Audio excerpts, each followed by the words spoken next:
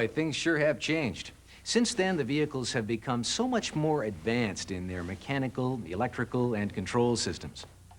Of course, many of the vehicle changes in recent years have come about due to increased environmental concerns and stiffer emissions regulations. Take the Neon, for example. It contains one of the most advanced onboard emissions diagnostic systems of any vehicle on the road. This month on MasterTech, we're going to take a look at this new onboard diagnostic system, OBD2, as well as Chrysler Corporation's new diagnostic scan tool, the DRB3.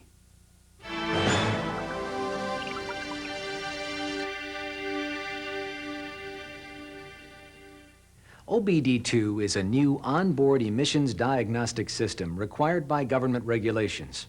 Chrysler has developed its own system to meet these regulations. Actually, there are several requirements that must be met before a vehicle will comply with OBD2 standards. First, a standardized data link connector is required. All automobile manufacturers, foreign and domestic, are required to use this 16-pin connector. In addition, on every vehicle, the connector must be located under the instrument panel near the steering column. Another OBD2 requirement is that a generic scan tool must be able to access any vehicle data relating to emissions. Still, the biggest changes required by OBD2 do not relate to access of information, but to the emissions information itself. While OBD1 tests measured an emission component's operation, OBD2 requires that the emissions system's performance be monitored. In other words, the new onboard diagnostic system must check not only that each component is functioning properly, but that each component is functioning properly with respect to the other components, which can affect the vehicle's emissions. OBD2 also requires that the driver be informed when an emissions-related component malfunctions or deteriorates to the extent that vehicle emissions exceed certain thresholds. This is accomplished by illumination of the malfunction indicator light on the instrument panel. In Chrysler's case, the check engine light is used as the malfunction indicator light. The mill must be illuminated no later than the second consecutive time that component or system malfunction occurs. And in the case of misfire, where catalyst damage is imminent, a flashing mill indicates to the driver that continued driving of the vehicle is not recommended. Of course, there are a large number of components responsible for controlling vehicle emissions. So, what has the responsibility of making sure the system is running smoothly? Well, that's the job of the powertrain control module. The PCM coordinates component operation and monitors system operation to keep the engine running in the most efficient manner possible.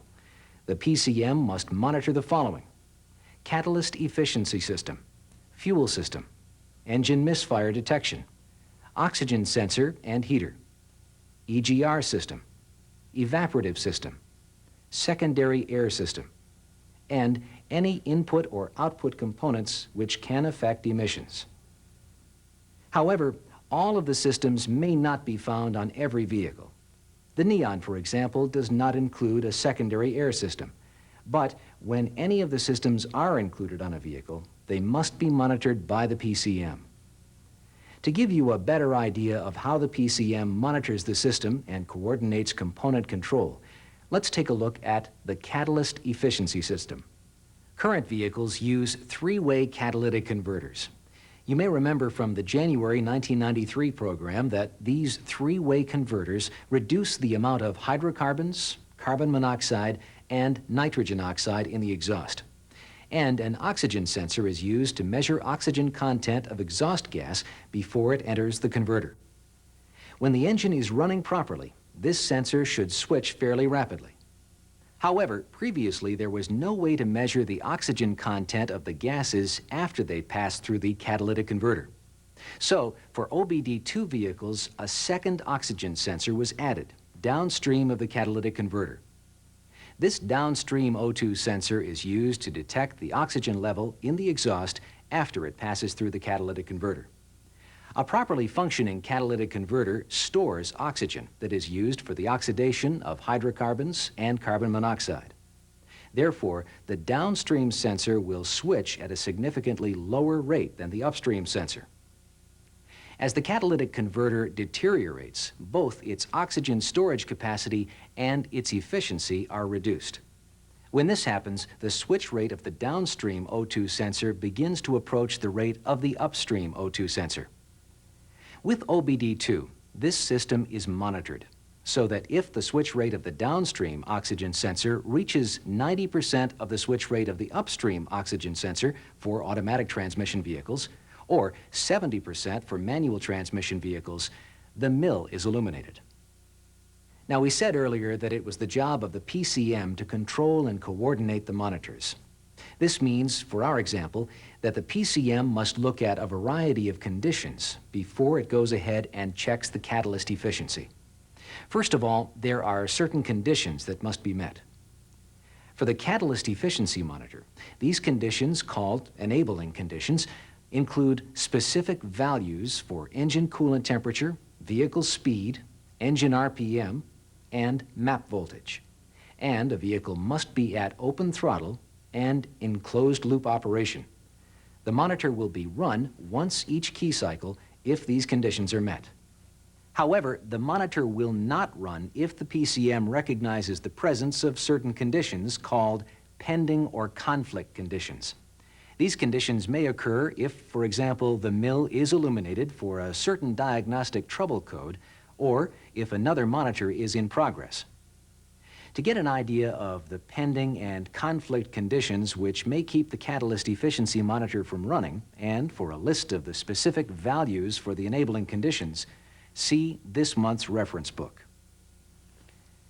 In addition, the PCM will not record the results of the monitor until the oxygen sensor monitor passes. So, if the test has been performed and the downstream oxygen sensor reaches a high enough switch rate, the mill will be illuminated and the diagnostic trouble code stored. Of course, this is just one very simplified example of how the PCM prioritizes and controls the many systems and components affecting vehicle emissions. As you can see, the PCM has a big job in the smooth operation of the new OBD2 system. But now that you understand a little bit about what will happen with the new onboard diagnostic system, you may be asking yourself, so what will OBD2 mean to me? Well, really, it will mean a change in many of the diagnostic trouble codes. Several new codes have been added, and changes have been made to the set conditions of the present codes. You must also recognize the malfunction indicator light signals. Remember, a flashing mill indicates misfire situations, and that continued driving under these conditions could cause catalytic converter damage. If the mill is illuminated, use the scan tool to check for diagnostic trouble codes. And you must be sure to erase the codes after a repair. You should also be aware that the mill may be on a lot longer than it was in the past. This is because the mill is no longer extinguished after one key cycle. If, for example, the mill is on due to a comprehensive component such as a coolant temperature sensor open, the PCM must first recognize that the engine has been run for at least 2 minutes, then pass both the oxygen sensor and EGR monitors before it can verify that a previously malfunctioning component is meeting normal operating conditions. The PCM also requires that this occur 3 consecutive times before the mill is extinguished. Finally, you should be aware that in many states, before license plates can be issued, the vehicle must have run and passed all of the monitors at least once. Records of these passes are stored in the PCM, but be careful. Any time a vehicle's battery is disconnected, all records of passing monitors, as well as any diagnostic trouble codes, are erased. For the rest of this program, we're going to discuss the new scan tool, the DRB3. But before we move on, let's try this review question. The check engine light on an OBD2 vehicle has come on due to a problem with the engine coolant temperature sensor. For the light to go off, which of the following must occur? A, 1 key cycle. B, the PCM must find the component functioning properly only once. C, the oxygen sensor and EGR monitors must be run before the component can be tested by the PCM. The answer is C. The oxygen sensor and EGR monitors must be run before the component can be tested by the PCM. And the PCM must verify proper operation of the component 3 consecutive times before the mill is extinguished.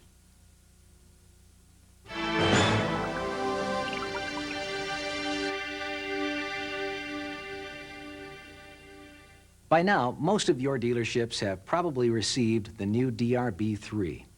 And many of you may be wondering, why the new scan tool? Well, just as OBD2 is the onboard diagnostic system of the future, the DRB3 is the scan tool of the future, designed to work with Chrysler's first OBD2-ready vehicle, the Neon. So, throughout the rest of the program, we're going to talk about features, functions and maintenance, and diagnostic procedures for the new DRB3.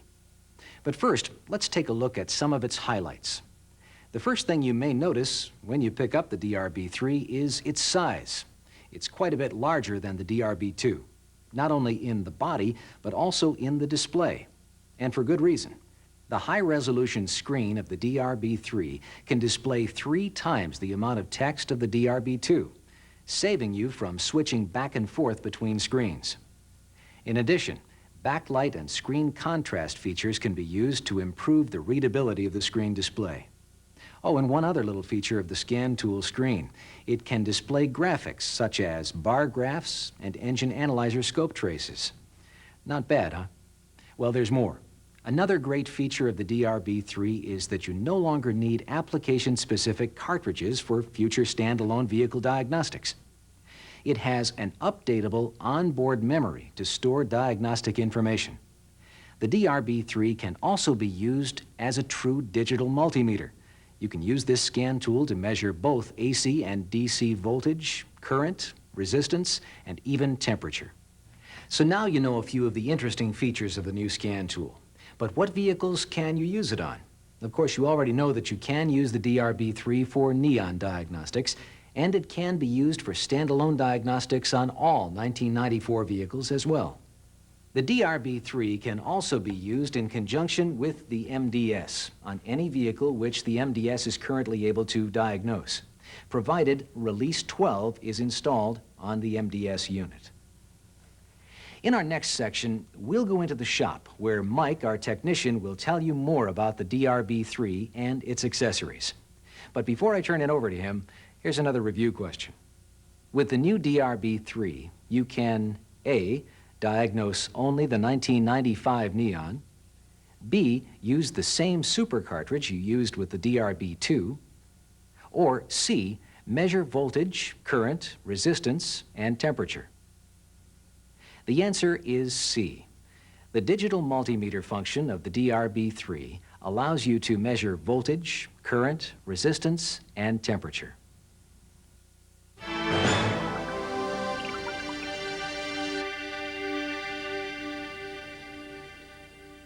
After listening to Doug describe it, the DRB3 sounds like a great new scan tool. Well, it is. You'll find many new features and accessories that were not available with the DRB2. In this section, we're going to take a look at some of these, starting with the keypad. One of the most obvious changes to the DRB3 from the DRB2 is the placement of the keys. Most of the keys, like the arrow keys, read, hold, and enter, have been moved to different locations on the DRB3 keypad. However, unless otherwise indicated, their functions will remain the same as on the DRB2. Like the DRB2, the row of F keys is located across the top of the keypad, just below the DRB3 display. However, the DRB3 will provide on the display the function options available with the program in use. In addition to key placement, another change you'll notice in the keypad is that the number keys are now alphanumeric keys. Again, the number keys are used to enter data, but in the future, you'll be able to use the DRB3 keys to enter letters as well. One key that is new to the DRB3 is the More key. This is used to advance a numbered screen display to the next screen. For example, when the message Page 1 of 2 appears, it is the equivalent of the right arrow key. When using the DRB3 with the MDS, pressing the page forward key will move you to the next screen. And of course, the page back key is used to return to the previous menu. But unlike page forward, the page back key will work with the MDS or with the DRB3 in standalone mode. Next is the DVOM key. This has two important functions on the DRB3. First, pressing this button switches the DRB3 to the multimeter function. Pressing it again allows you to leave. And to backlight the screen in low light conditions, press the DVOM key and the Yes key at the same time. The backlight function shuts off if the scan tool is not used for approximately 15 minutes, and it comes on with each power-up of the scan tool. However, backlighting should be used only when necessary. In order to extend the life of the backlighting panel, turn off the backlighting feature when not in use. Screen contrast is another feature of the DRB3. Enter the screen contrast feature by pressing the Yes and page forward keys at the same time. Then make adjustments by pressing the arrow keys. You should also be aware that temperature will affect screen contrast. Low temperatures will cause the screen to lighten, and high temperatures will cause the screen to darken. This is important information in the event your DRB3 screen is unreadable. As long as the red or green LED light is on when you power up the DRB3, your scan tool is operating properly, but may need screen contrast adjustment. Of course, improvements to the new scan tool don't end with the keypad. In order to prevent obsolescence of the base unit, engineers have designed the DRB3 with a removable module. It's referred to as the Peripheral Expansion Port, or PEP module. By replacing this module, you can add to the capabilities of the hardware and software of the DRB3 without having to change the base unit. Upgrades can also be performed via a memory card. This card, which is easily inserted into the handle of the DRB3, will be used for software updates to the DRB3, updates to the vehicle controllers, and additional memory storage as well. Be careful to insert the memory card with the correct side up, and not to force it in upside down. At the other end of the DRB3 is the cable connector panel. Here you'll find ports which can accommodate two sets of test leads. Another port, labeled RS-232, allows for connection to a PC or a printer. At this point in time, the software is not available for outside applications, so a cable for this purpose is not included in your kit. Also on the connector panel are the ports for the 26-way MDS general purpose interface bus cable and a 36-way vehicle interface port to attach the vehicle diagnostic cable. Note that this vehicle port is not the same as the one on the DRB2 and requires the use of cables designed especially for the DRB3. DRB2 and DRB3 cables are not interchangeable. However, your DRB3 kit should include all the cables you'll need to run the DRB3 for standalone diagnostics and with the MDS. Like the DRB2, you'll need to use different cables with different vehicles. Let's take a quick look at these, beginning with the 3 cables for use on vehicles without OBD2. Actually, these cables should already be somewhat familiar to you. The body cable, the engine cable, and the MMC cable look the same as the DRB2 cables, except for the 36-way DRB3 connector. 2 more vehicle diagnostic cables are included in the DRB3 kit for use with vehicles that are OBD2 capable. You'll recognize these by this 16-way OBD2 connector. One cable is used for Chrysler domestic vehicles that have OBD2, like the Neon. The other will be used for Chrysler MMC vehicles equipped with OBD2 diagnostics. And each cable is coded, so the DRB3 can identify it. Also included in your kit is a round 8-way DIN cable, which is used to power the DRB3 from the MDS. This cable can also be used to attach your DRB3 to the vehicle controller flash kit, when updating the vehicle controllers of older vehicles. The last cable included in your kit is the GPIB, or General Purpose Interface Bus Cable, which we mentioned earlier. This is the cable that will connect the DRB3 to the MDS. However, it will not supply power to the scan tool and must be used in conjunction with a DIN cable or one of the vehicle diagnostic cables. Besides the cables, your DRB3 kit contains several other accessories, including 2 sets of multimeter probes, alligator clips, a temperature probe, a low current shunt, and a high current clamp. You already know that with the DRB3, you can measure both AC and DC voltage, current, resistance, and temperature. But what you may not know is that with the DRB3, you have the option of using a single test lead, like with the DRB2, dual test leads, like a standard digital multimeter, or you can use 2 sets of test leads for simultaneous measurements. You should also be aware that shrouded multimeter leads must always be used with the DRB3. The shrouded leads not only help to prevent electrical shock, but are also used to inform the DRB3 that the connectors are in place. Resistance measurements with the new scan tool are taken by inserting the test object between the 2 leads. Also, when measuring resistance, be sure the object being tested is not connected to voltage. Another accessory included in your kit is the temperature probe. This can be used to measure air or liquid temperature or the temperature of a surface. Current can be measured with either the low current shunt or high current clamp. When measuring current, be sure to use one of these tools.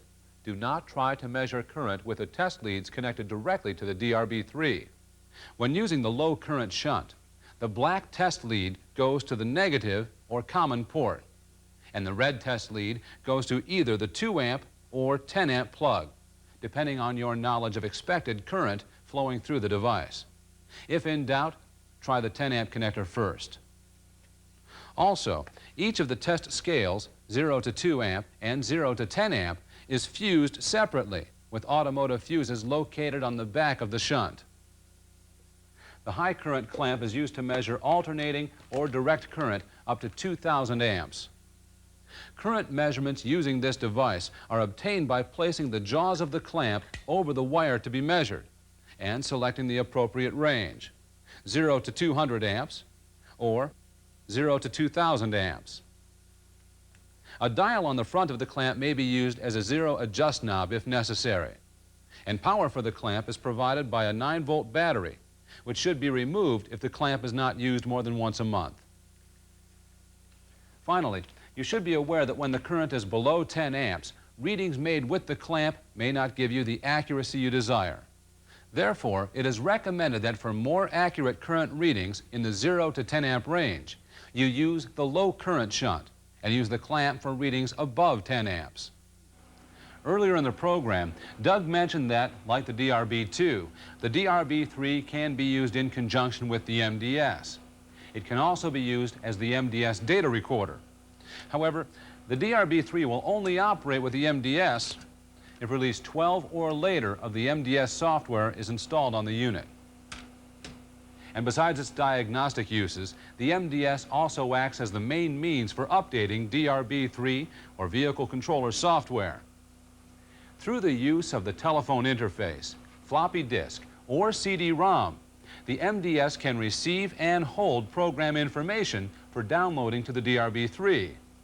In addition, the DRB3 will allow for development of more comprehensive and varied diagnostics for the MDS.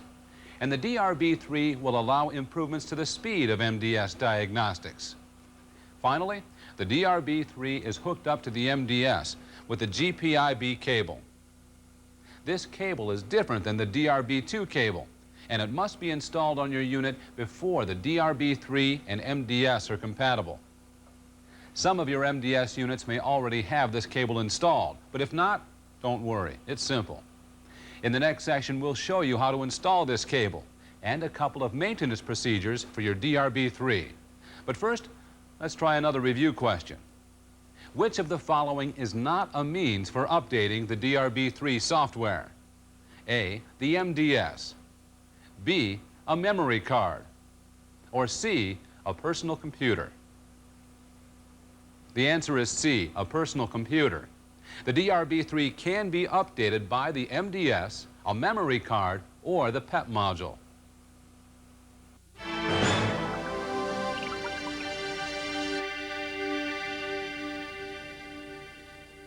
So now you know there are a couple of things you need in order to use your DRB3 with the MDS. Release 12 or a later release of the MDS software. And of course, the General Purpose Interface Bus, or GPIB cable. These can be installed on the MDS in any order, but should be done as soon as possible. Let's take a quick look at how to properly install this cable. Your first step is to power the MDS down using the white power switch on the front of the MDS. Next, with the MDS in a location where you have clear access to the back panel, loosen the 4 attaching screws. Be sure to use the handle cutout to prevent the back panel from falling while you loosen the screws. Next, remove the back panel and locate the GPIB board connector in slot 3. If slot 3 is empty, your unit has not yet been updated with the GPIB board, and you should contact the MDS hotline for assistance. If your unit has been updated, you're now going to install the cable. Start at the left-hand cable relief strap and route the cable behind the existing cables and around the right lower back panel standoff. There are 2 things to remember here. 1, it is important to use the left-hand cable relief strap to prevent possible damage to the MDS, the GPIB board, or the cables. And 2, do not route the cable through the same restraint as a cable of a much larger diameter. This will not secure the cable properly and would defeat the purpose of the strain relief. But what about the DRB2 cable? Is it okay to leave it routed through the left-hand strain relief strap? It sure is. In fact, both the DRB2 and GPIB cables should be installed under the left-hand strain relief strap. So once the cable is routed properly, your next step is to attach the cable connector to the GPIB board and hand tighten the attachment screws. Then hand tighten the relief strap screws. Install the back panel and you're all set. The maintenance procedures used with the DRB3 are even easier. One procedure allows for replacement of a cracked or damaged lens on your DRB3. If damage to the lens should occur, you'll first need to order a lens replacement kit. This kit is available through OTC by calling 1-800-533-0492. Actually, there are 2 lens replacement kits available. One containing a standard lens, the other contains a non-glare lens, which you may want to consider if your DRB3 is frequently used in brightly lit areas. So once you have the new lens, simply peel off the display face decal on the DRB3 and remove the old lens. Clean the surface to which the new decal will be applied using a standard glass cleaner. Also clean the DRB3 display face and the new lens if necessary, and seat the new lens. Finally, place the new decal on the cleaned surface, and your DRB3 is as good as new. And to keep your DRB3 as good as new, there's one more maintenance item you should be aware of. As you may know if you've used the DRB3, there's a cooling fan on the unit that should run continuously when it's powered up. It's important not to block this fan because insufficient airflow may cause the DRB3 to overheat. It's also important to periodically snap the fan cover off and check the air filter. If the air filter appears to be dirty, it should be replaced. A replacement filter kit, also available through OTC, contains 5 new filters and a filter cover. In our next section, we're going to discuss a couple of differences between the DRB2 and DRB3 diagnostic procedures. But first, try this review question. Which of the following statements is true about the GPIB cable? A, it should be routed through the right-hand cable relief strap. B, it can be retained in the same relief strap as the DRB2 cable. Or C, it can be used to hook up the MDS to both the DRB2 and the DRB3. The answer is B. The GPIB cable and DRB2 cable should both be routed through the left-hand cable relief strap.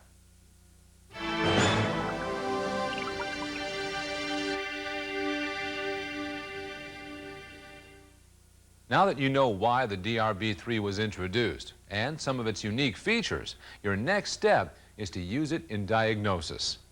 Currently, the diagnostic procedures used with the DRB3 are very similar to those on the DRB2. But before we conclude for this month, there are a couple of items related to DRB3 diagnostic procedures that you should be aware of before you power up your new scan tool. First, you'll notice that the DRB3 main menu is much different than the DRB2. With the DRB3 main menu, you have 6 options. The standalone DRB3 option allows for portable handheld use of the DRB3. To use the DRB3 in conjunction with the MDS, or as a data recorder, you would choose MDS Diagnostics or one of the data recorder options. The Run Memory Card option is used for DRB3 software updates by way of the memory card. And Self-Test includes several DRB3 self-test options, including an interactive keypad test and a display test. This is also where you can find the software version and cable ID number. Now, earlier in the program, Doug mentioned that there is another important difference between DRB2 and DRB3, which directly relates to diagnostic procedures. Do you remember what it was? It's the onboard memory of the DRB3, which stores standalone diagnostics, eliminating the need for application-specific cartridges. From this information, you may expect access to system options to be difficult and include several menus, but this is not the case at all. In fact, once you've chosen the standalone DRB3 menu, you simply choose between Chrysler domestic and Chrysler Mitsubishi vehicles, and then select your system. And one more important change in the DRB3, which you should be aware of, concerns the digital volt-o-meter function. Similar to the DRB2, the digital multimeter function can be obtained at any time during your diagnostic procedure by pressing the DVOM key. But unlike the DRB2, the DRB3 has the ability to take 2 multimeter readings and display them on screen simultaneously. When both channels are selected from the digital multimeter menu and connected to leads, the 2 readouts will appear at the bottom of the screen. This will allow you to read, for example, voltage with one channel while taking a temperature measurement with the other. Well, that's it for another Master Tech. This month, we've discussed some of the changes you'll see with the introduction of OBD2, and we've shown you some of the highlights of the newest member of Chrysler's diagnostic team, the DRB3 scan tool. Next month, we'll see the DRB3 in action when we discuss the Neon anti-lock brake system. If you'd like to learn more about OBD2 or DRB3, training classes and further DRB3 operating instructions are available through your local Chrysler Training Center. We'll see you next month on Master Tech.